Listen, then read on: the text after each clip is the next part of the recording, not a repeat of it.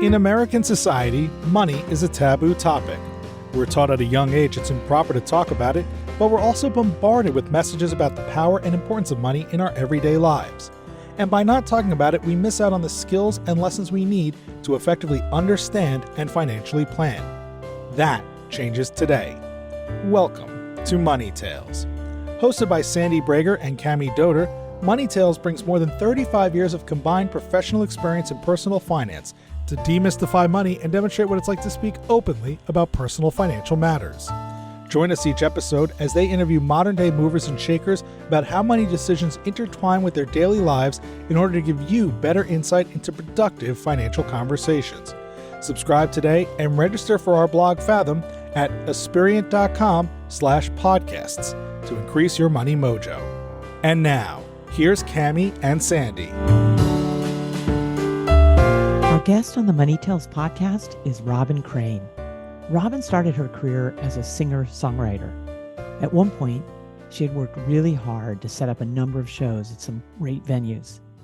Right before the tour, Robyn got sick and she had to cancel all the shows.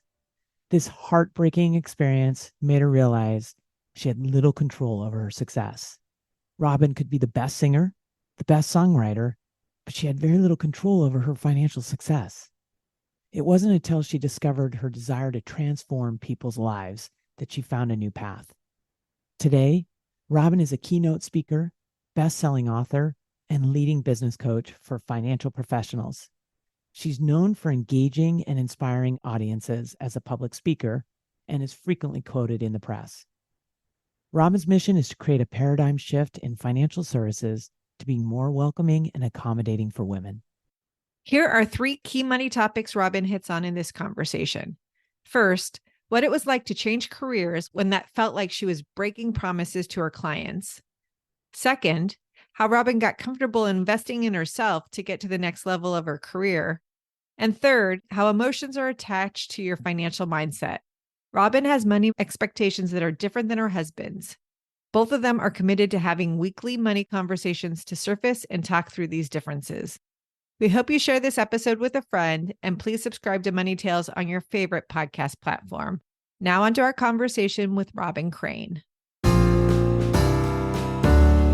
Welcome to the Money Tales podcast. I'm Cami Doder. And I'm Sandy Brager. Cami, I am fresh back from a conference, and the theme of the conference was deepening human connection and really finding the joys of connection and cultivating possibilities from that. I'm all for more human connection. I love it. It was so fun. And this is a professional conference, but we went deep on the emotional connective tissue and really challenged ourselves to get vulnerable. One of my favorite exercises was one in which we started off with a guided meditation.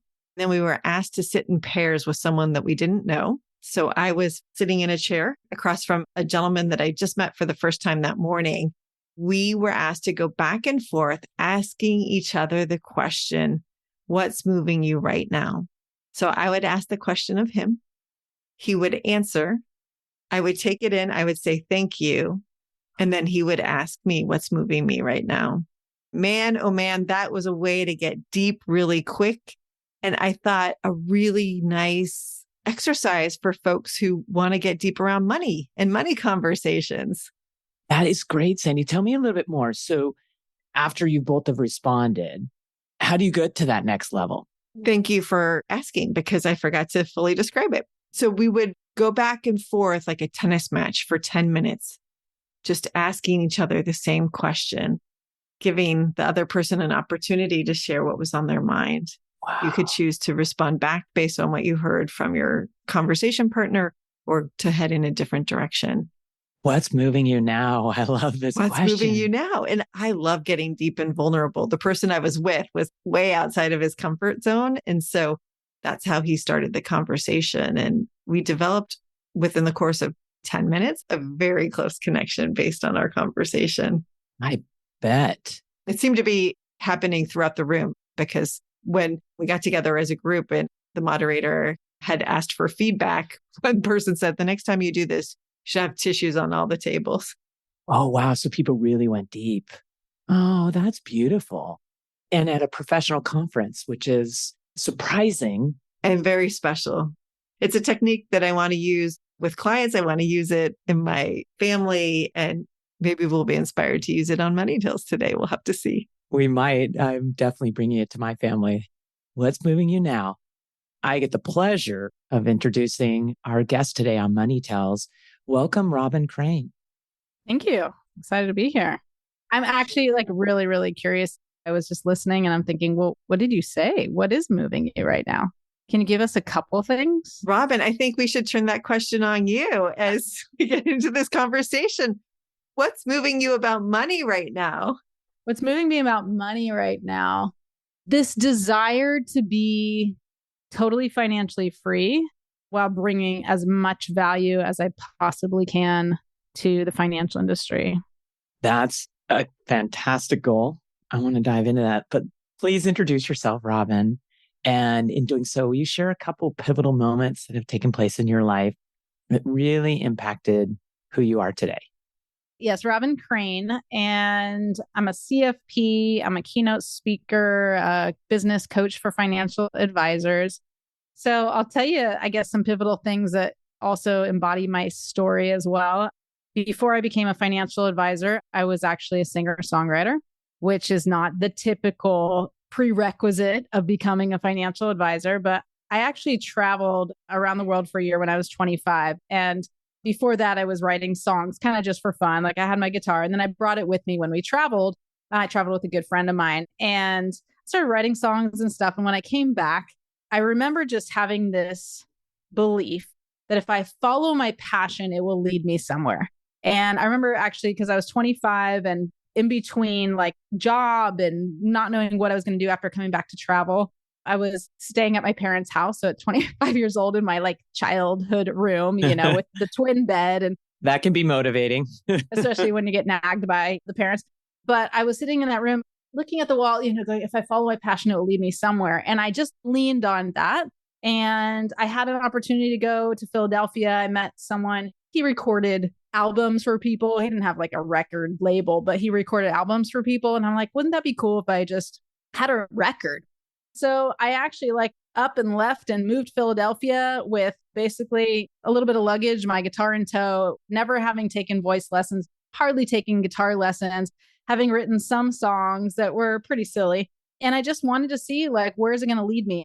I didn't necessarily go for the destination. I wasn't like, I want to be famous and I'm going to go all in till I'm famous. I went because I really felt like if I followed my passion, it will lead me somewhere. And I pursued music for a while. I ended up not recording my album in the first year because I actually started taking voice lessons. And my voice teacher said, if you record an album right now, you're going to be really unhappy with it a year from now. So let's get you to where you need to be. Then you can record your album. And I started taking guitar lessons and I just delved in. I'm a lifelong learner. I'm always striving for more, being better, figuring out how can I create what I want in my life. And I just had this dream of having an album and touring and doing the stuff. And so that was one of the things that I definitely has shaped me. I have this dream to have a TED Talk or a really famous keynote that incorporates transformation and stand-up. Because when I was on stage, even as a singer-songwriter, I wrote a lot of cynical love songs. And I was silly and had fun with the audience and had them singing, even banging on pots and pans at one point. It was a fun experience. And I bring that to a lot of my seminars and keynotes and stuff. And so I have this vision of bringing the performance side, the entertainment side with the transformational side. So I just decided a week ago that I'm starting to develop my comedy and my stand-up, it's freaking me out. But I'm okay, this is something that's really scary for me. And I'm a big believer in stretching outside my comfort zone and doing things that scare me because I ask my clients to do that. And that's my new thing of okay, how can I learn stand-up? It makes me nervous just thinking about it. Now people are going to expect me to be hilarious. So there's a lot of pressure here. But yeah, that's one of the things, just going for it, taking a big leap. And I've done that in many ways with then becoming a financial advisor after becoming a singer-songwriter, where taking a lot of risk and not knowing and having a lot of certainty around just going into the unknown. And I've done that a lot in my life in order to get beyond where I thought I could be. And I've reached things that I used to think were impossible. Robyn, I love this message around going for it. And then this belief, if I follow my passion, it will lead me somewhere. Going back to your youth, Was this something you were taught? Was this demonstrated or just something innately in you?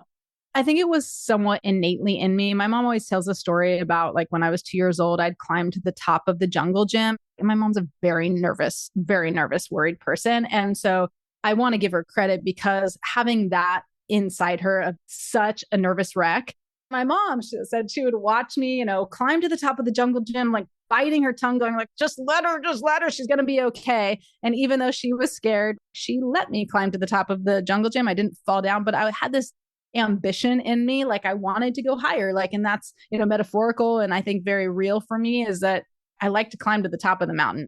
I never feel like I get to the top, meaning I always feel like there are people who are more successful. Like I'll never be at the top, but like I want to keep striving to be the best so I can be the best me. And my mom would say to me, I want my kids to be an even better version of themselves. So she would definitely do that. And they would encourage us. Both my parents, when I went to become a singer-songwriter, said, good luck, but like, go for it. They didn't necessarily think I would be successful, but they never stopped me. They always encouraged me, do what you want. Good luck. Like they're not writing me a check or anything, but they believed in me enough to say, like, we know you're a go-getter, go for it. So I was always a go-getter. So, Robyn, tell us what that meant in terms of your relationship with money early on as a child, as you're taking risks and going to get the things that you wanted and harnessing your ambition. Where did money fit in? Yeah, funny enough, I had in me this feeling that I had value. When I was, I think, 15 or 16 years old, I used to go to this Jewish camp and they asked me, by the time I think I was 16 to come back as a counselor, which I was like, grew up in the camp. It was like a natural progression. Most of us did that. And I remember like the first year, I think it was like a 6-week thing. And we made $250 for the 6 weeks. But I was like, that seems like nothing. And it wasn't just that it seemed like not enough money. I didn't know all that went into the business of the camp. And I'm sure like all the money was gone. It's not like they're making loads of money. But in my head, I thought people pay a lot of money for this camp. And I'm only getting $250. And I remember talking to the lifeguard at the time, and she told me she made $750. And I was like, dang, that's like 3 times because she's a lifeguard and she was teaching swim lessons. So I went to the director and I was like, well, how can I get that job next year? He's like, go, get your certification, whatever it was, and learn how to teach swimming lessons. And if you do that, then next year you'll make $750. And I was like, cool. So like the next year I tripled my money. But that wasn't where I stopped. I was like, okay, well, now I have this under my belt. I can teach swim lessons. And I think most people would go to a swim club, and I'm 16, now maybe 17, to get, I don't know, $12, $15 an hour at the time, something like that. And I was like, well, I used to babysit, and now I was babysitting for $8 to $10 an hour. And I was like, well, now I can teach swim lessons instead of them going to the swim club. I'm like, I'll come to you and I'll teach swim lessons for $8 a half hour. So I was like, instead of earning $12 at the swim club, and I know they charge $25 a half hour, I'm going to go earn $8 a half hour. And that was $16 an hour. And so 16, 17 years old, I was driving around people's homes, and I remember like getting out of the car, getting in the pool, teaching a half an hour lesson, getting in the car, going to someone else's house, teaching a half hour lesson, getting in the car, and that was my whole business. And I was very lucky because my mom was a pre-kindergarten teacher. So as she saw me doing this, like I had lead flow, baby. I had a lead gen source. And my mom would just say, oh, my daughter teaches swim lessons. And I was cheaper than the swim clubs, but I was better. Like I was really good at it because I'm always about providing value. So then like the next year I was charging $12 a half an hour. And before you knew it, I had, at 18, maybe 19 years old, even between like the summers in college, I'd be charging $25 a half hour lesson, or I'd do group lessons where they'd each pay $8 and I'd be like $50 an hour as a 18-year-old. I'd be like looking at the money. I'd like calculate it. I'm adding the checks, there was no credit card processing. Like we would just get checks, and like I'd go to the bank, I'd deposit the checks, and I made like $10,000 in the summer when I was like 18, 19, 20, 21, 20. Like I kept doing it because it was like money. And then I went and traveled around the world for a year. An entrepreneur was born. Yeah, for sure. I guess it was a little natural. Well, it sounds very natural. So tell us, what drove you to get into financial services? You were a singer-songwriter. So why did you go into becoming a financial advisor? Yeah. So when I was a singer-songwriter, I remember this one time where I decided I'm going to book a tour. I wanted to go on this tour, and I think I had some help at the time, but basically I remember I had like 10 shows in 2 weeks. And that was like my big tour. Like I lived in Philadelphia when I moved to try to do that album, and I ended up doing, multiple albums then. But then I moved back to California and I was doing like a tour in California, and then I'd go to the East Coast and do the East Coast. And this was like my big 10 days out of 2 weeks where I had shows lined up. And 3 days into it, maybe it was even the second show, I got sick and I lost my voice. And I'd spent like months like putting this together and lining up the shows. And I was like, oh, I'm playing at this like amazing venue that I'd wanted to play at for so long. And I was so excited. And then one after another, I had to cancel the shows. And at the time, I had these fans. They used to come to my shows. They lived in Cherry Hill, New Jersey. And they let me stay at their house because they were wintering in Florida. And so I was staying at their house. And this is when I had a place to stay because I was living on couches typically, although they were gone. So I got a full bed. And then I had this happen. And I remember sitting in this guy's office. They were very well off, had a really nice house and been very successful. And funny enough, they were introduced to me by this other woman who used to come to my shows as a financial advisor, even still to this day, successful financial advisor. Anyway, I started crying and I called my friend and I was bawling because I felt like, one, I had no control over my success. I'm like, even if I'm one of the best singers in the world or the best songwriters in the world, I don't know how to create the result. Like, I don't know how to be successful financially, be successful. I didn't really think of it as an entrepreneur, but I just felt like it was an uphill battle. And it wasn't necessarily tied to my ability or capability as a singer or songwriter, even though I wasn't the best anyway, which was already an uphill climb. This night when I had to cancel all these shows, I worked so hard, I had no control over it. And I'm like, I don't even know if I want that life. What is that life? Even if I'm successful, I'm going to be on the road. I want a family. Like I'm going to be gone for my kids and leave my family and be traveling and do 200 or 300 shows a year. And then what? Even the songwriters, they were successful in my view, and they were making like $60,000 a year. And I'm like, this is like a path I'm on that I don't want. So I just realized that I was on the wrong path. And basically that decision, I was like, one, I don't want this. And two, I'm not fulfilled. Where am I helping people? How am I making a difference in people's lives? Like they come in, they bang on some pots and pans, they laugh at my silly jokes, but am I really making an impact? They're not going to remember this 10 years from now. So I had this desire to transform people's lives. I had this desire to have more in my life as well. So I went back to my parents' house, living on their couch again, or really my childhood bed. And I started putting resumes, and I got a call from a financial company. And I'm like, there's no way I'm doing this. I have no desire to be a financial advisor.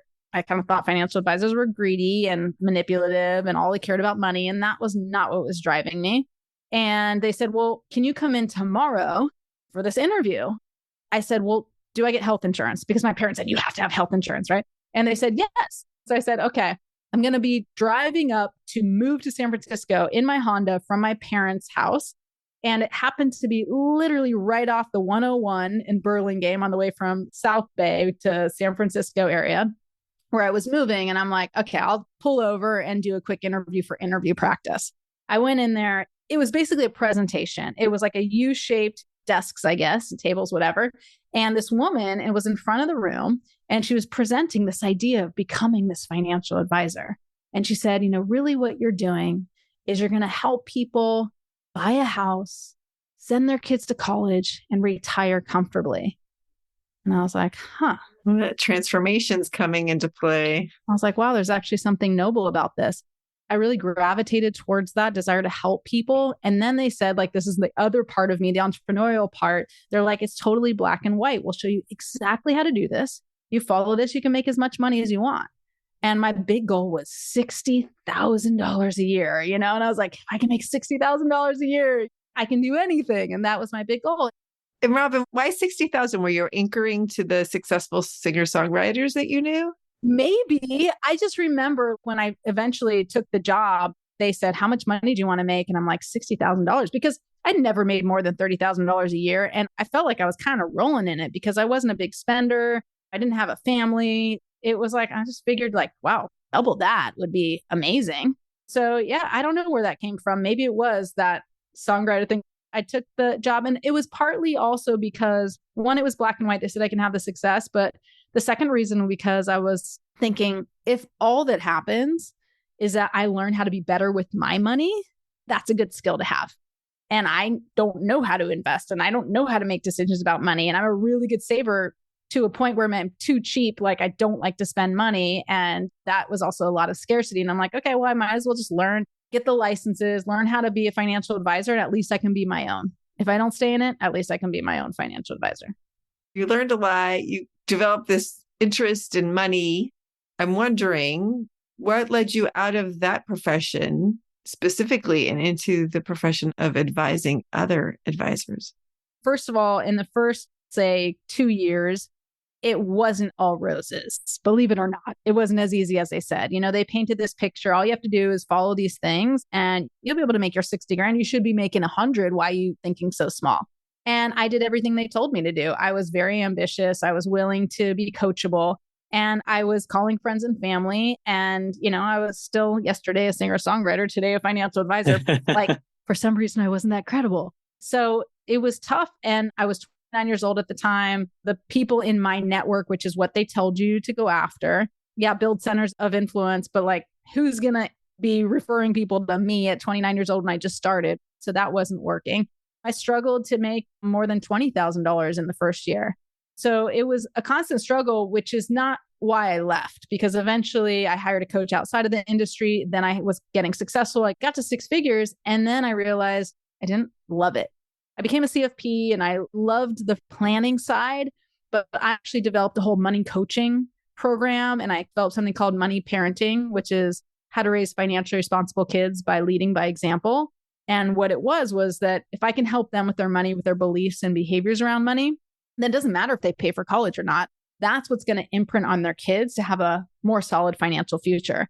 So that was this idea. And I was doing talks. And when I got to my 6 figures, it was really through a very different avenue, like doing money coaching as an outside business activity and doing the financial planning. And then the money management stuff, of course I did. And that was just super stressful for me.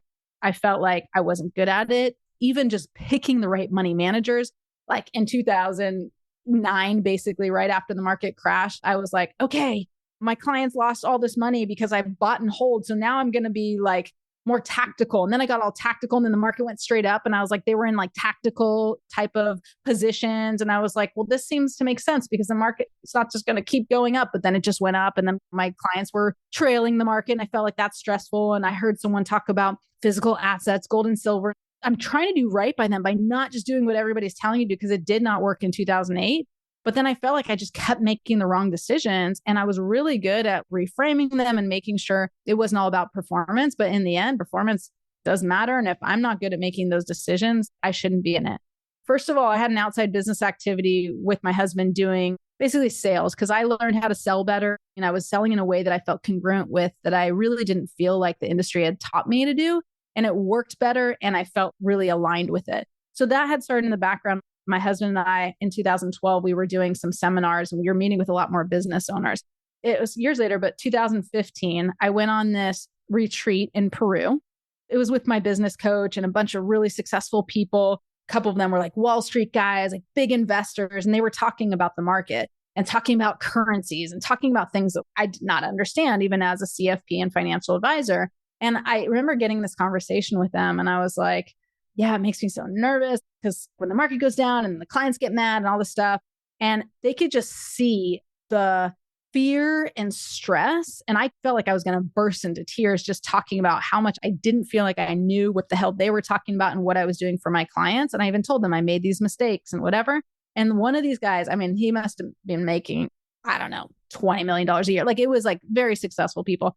And he looked at me and he goes, you should not be managing people's money. And I went back to like the little hut thing, I'm in Peru, and I cried. Like, I was like, oh my God, like, how can I tell my clients I'm not going to be with them forever when I promised them retirement? I promised I'd be there. And I had this incredible guilt that I told them I would do this. And I felt like I was completely out of integrity if I wasn't there when they're 60 years old. And at the same time, I knew that those guys were right.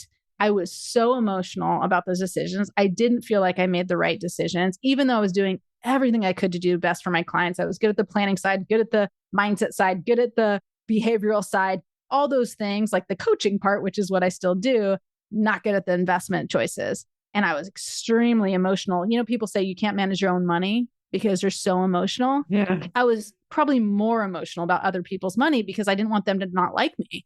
I didn't want to make a mistake.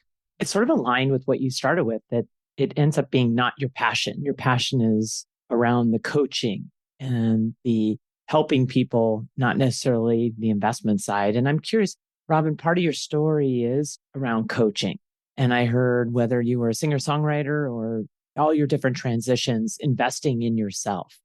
Do you find that an easy thing? It costs money. It's hard to see what's the ROI of this, but it sounds like you've really benefited from it. Would you share how you've thought about that from a money standpoint? Yeah. So I have these money types for my first book, Mind Over Money Management. And one of them, my main money type, is a cheap chip. You can guess by the name. Cheap chip does not like to spend money, total hoarder, is very scarcity minded, is risk averse, and takes a long time making decisions. And I would do that. Like I'd go into, this major scarcity. And even like today with having $1 million plus business and investing so much money in coaches and marketing and help, and hundreds and probably millions of dollars by now with even Facebook ads alone, I still go through these patterns. I'm like, I can't spend the money, and I think of it as an expense. But back when I was challenged, like not making money, and the worst thing for a cheap chip is to go into credit card debt, especially as a financial advisor. I remember when I was struggling and I hired this coach when I was making like $20,000 a year, and his fee was almost that. But it's either this or I'm out. I can't do it. And I know there's like a part of me, I know I have the potential to be good at this, to help people. I just don't know how. So I hired him, and that was like a huge, huge leap of faith for me. And then the next year I made $100,000. I'm like, oh, that's pretty good. It worked. So it trained me. It didn't get rid of my scarcity right away. And then it wasn't always that like every time I invested, I made the money right away. But over the course of the years, I would invest, even though it scared me. My second money type is delusional Dan. So I think very big, anything is possible. So when you pair that and you have within you this potential for greatness and better and being able to help more people, make more money, help more people is the name of my last book. When you have that in you, you're like, I got to reach my potential. And the only way that I saw doing that was investing in myself. And it paid off. And now hundreds of thousands, if not millions of dollars later, over the last decade plus, it's made me multiples of those millions. And it's not just about the money. The money's kind of just a validation of the value. It's that I know I'm providing transformation, and all those investments allowed me to become a better version of myself. Like my mom would say, to step into who I'm really meant to be. And that's really what the investments are for. The investments aren't actually for an ROI on your money. The investments are for an ROI on you. Love it. And I'm a big believer in that, big believer in vulnerability, big believer in like stepping outside your comfort zone. Like everything you want is outside your comfort zone. So now I constantly push myself, invest in myself, do things that scare me. The stand-up thing is like the scariest thing I can possibly think of, besides maybe bungee jumping. That scares me a lot. But stand-up, the humiliation, like people aren't going to laugh. Like that is so scary to me that I'm like, I have to do it. I have to do it. And now I've publicly announced it, which is really scary. How would you describe your relationship with money today after sharing with us your journey so far? I actually think I am growing a lot, but I still have a lot of growth to do. I definitely go through phases of scarcity where I have to actively work on my breathing. I had some challenges this year, even at the beginning of the year, where our expenses alone were $75,000 a month. Then we'd have a month where we'd only make 30 grand, and like my heart palpitations of like, okay, if we don't turn this around, and this was in March, I just couldn't see how to get under even $50,000 a month. And because everything, oh, that's only $1,000. Oh, that's only $2,000. Oh, that's only, and then before you know it, it adds up. And it was like one main day. And the next day I was like, okay, I don't have to do Facebook ads this month. And we got down to like $35,000 a month, and I could breathe again. And it only took me like a day. Whereas let's say 10 years ago, when I was like in all this scarcity, I might agonize about the money stuff for months and months. So it still happens. It's just faster returns, faster shift that I have now. I still experience the emotions. I freak out like everybody else. I get stressed like everybody else.